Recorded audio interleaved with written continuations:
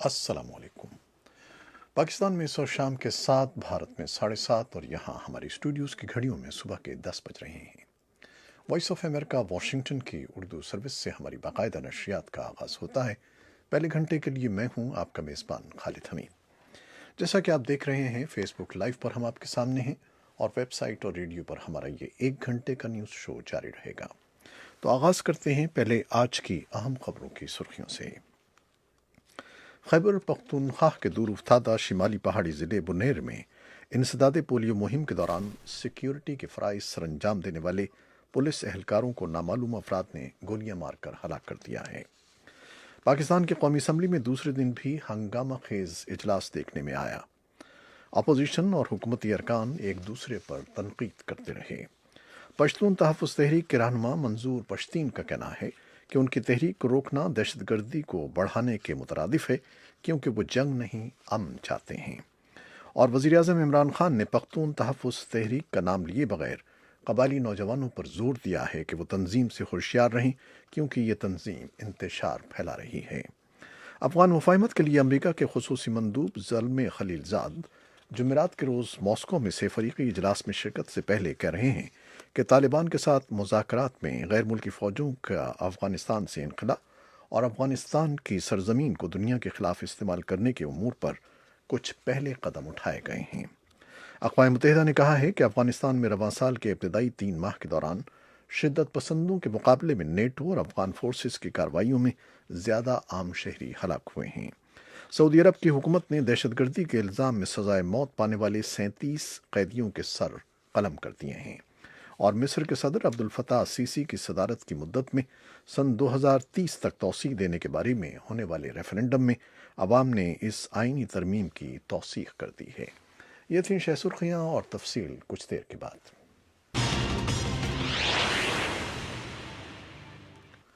خیبر پختونخوا کے دور افتادہ شمالی پہاڑی ضلع بنیر میں انسداد پولیو مہم کے دوران سیکیورٹی کے فرائض سر انجام دینے والے پولیس اہلکاروں کو نامعلوم افراد نے گولیاں مار کر ہلاک کر دیا ہے۔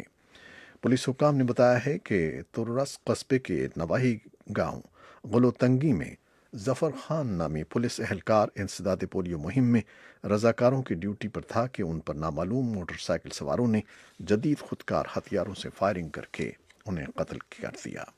حملہ آور فرار ہونے میں کامیاب ہو گئے۔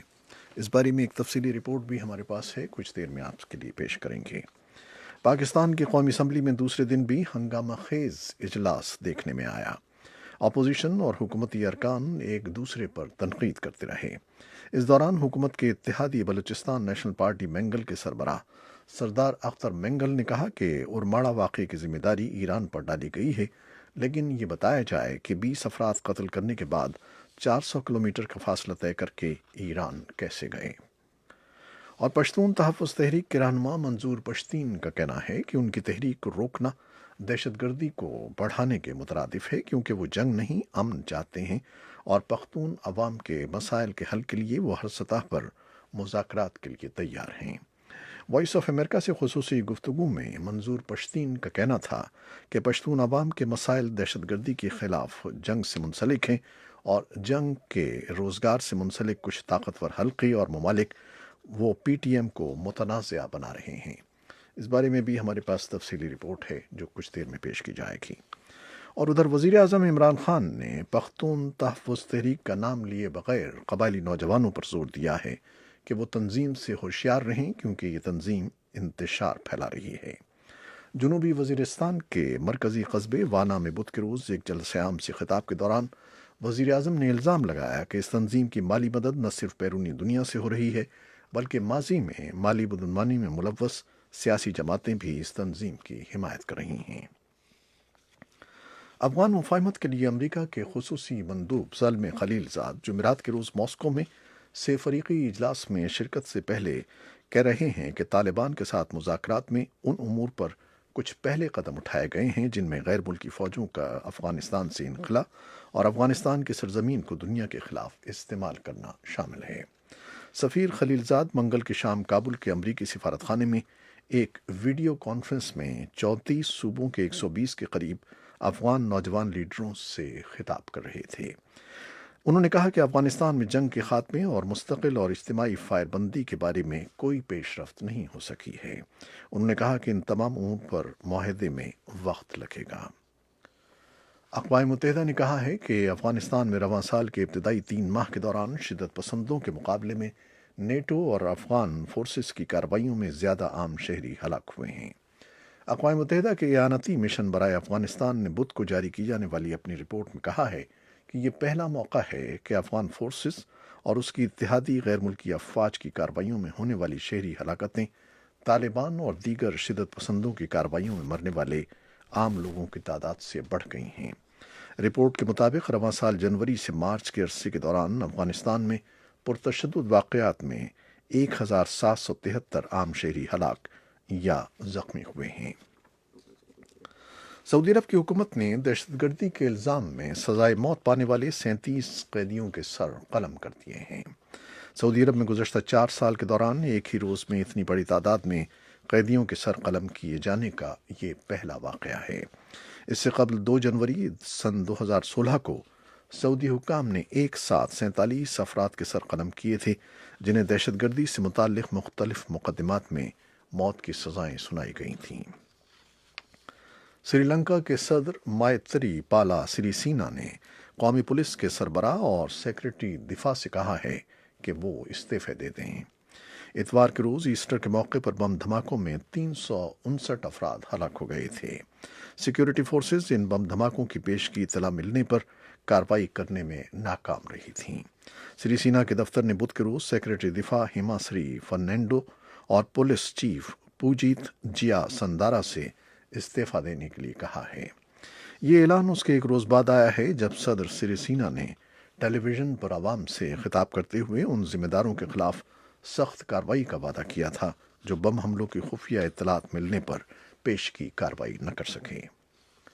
ایران کے رہبر اعلیٰ آیت اللہ خامنہ ای نے کہا ہے کہ ایران جتنا چاہے اتنا تیل برآمد کر سکتا ہے اور اس بارے میں کسی پابندی کو خاطر میں نہیں لایا جائے گا۔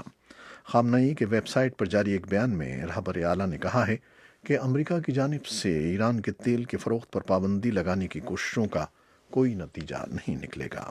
امریکہ نے رواں ہفتے اعلان کیا تھا کہ وہ ان تمام ملکوں کو ایران سے تیل کی خریداری کے لیے دی جانے والی چھوٹ آئندہ ہفتے ختم کر دے گا، جنہیں ایرانی تیل کی درآمد پر عائد پابندیوں سے استثناء دیا گیا تھا۔ امریکی حکام کا کہنا ہے کہ استثناء واپس لینے کا مقصد ایرانی تیل کی بین الاقوامی منڈیوں میں فروخت محدود کر کے تہران پر دباؤ بڑھانا ہے تاکہ وہ مشرق وسطیٰ سے متعلق اپنی پالیسیاں تبدیل کرے۔ امریکہ کے اس اعلان کے بعد عالمی منڈی میں تیل کی قیمتیں منگل کو گزشتہ 6 ماہ کی بلند ترین سطح پر پہنچ گئی تھیں۔ وائٹ ہاؤس کا کہنا ہے کہ 2 سینئر امریکی عہدیدار آئندہ ہفتے چین کا دورہ کریں گے تاکہ 2 بڑی تجارتی طاقتوں کے درمیان جنگ کے خاتمے کے لیے مذاکرات کو جاری رکھ سکیں۔ منگل کے روز جاری ہونے والے ایک بیان میں کہا گیا ہے کہ خزانے کے وزیر اسٹیون منوچن اور امریکی تجارتی نمائندے رابرٹ لائٹزر 30 اپریل کو بیجنگ میں نائب وزیر اعظم لیو ہی سے ملاقات کریں گے۔ وائٹ ہاؤس کا کہنا ہے کہ نائب وزیر اعظم لیو ہی کی قیادت میں ایک چینی وفد 8 مئی کو مزید بات چیت کے لیے واشنگٹن آئے گا۔ شمالی کوریا کے لیڈر کم جونگ ان روس کے شمال میں دور دراز علاقے میں پہنچے ہیں جہاں وہ صدر ولادیمیر پوٹن سے اپنی پہلی ملاقات کریں گے، جس کے متعلق کم کا کہنا ہے کہ یہ ماسکو سے قریبی تعلقات کی طرف پہلا قدم ہے۔ سیاہ ہیٹ اور سیاہ اوور کوٹ پہنے کم مسکراتے ہوئے بدھ کے روز ولادی واسٹاک پہنچے تو روسی عہدیداروں نے ان کا استقبال کیا۔ انہوں نے ولادی واسٹاک تک کا اپنا سفر سبز اور پیلی بختربند ٹرین میں کیا جو ان کا امتیازی نشان بن چکی ہے۔ اس سے پہلے سرحدی شہر خاصان میں مختصر قیام کے موقع پر کم نے کہا کہ ان کا روس کا یہ آخری دورہ نہیں ہوگا، بلکہ کہا کہ یہ روس اور شمالی کوریا کے درمیان بہتر تعلقات کی طرف پہلا قدم ہے۔ اقوام متحدہ کی سلامتی کونسل نے غیر مؤثر نوعیت کی قرارداد منظور کی ہے جس میں تنازعات کے دوران جنسی تشدد کے تدارک پر زور دیا گیا ہے۔ اصل قرارداد میں عصمت دری اور جنسی زیادتی کا ذکر تھا تاکہ اقدام پر امریکہ کی حمایت حاصل کی جا سکے۔ جو جملہ شامل نہ کیا گیا اس میں جنسی اور تولیدی صحت عامہ کی فراہمی کا ذکر شامل تھا۔ منگل کے روز جرمنی کی جانب سے تحریر کردہ مسودہ قرارداد کے حق میں 13 जबकि मुखालफत में कोई वोट नहीं पड़ा। रूस और चीन जिन्होंने اس کے مقابلے میں قرارداد کا اپنا مسودہ پیش کیا تھا ووٹنگ میں غیر حاضر رہے۔ یہ تھیں وہ خبریں جو فیس بک لائیو پر ہم نے آپ کے لیے پیش کی۔ ویب سائٹ اور ریڈیو پر ہمارا یہ 1 گھنٹے کا نیوز شو جاری ہے، ہمارے ساتھ رہیے گا۔ فیس بک لائیو سے اجازت لیتے ہیں، اللہ حافظ۔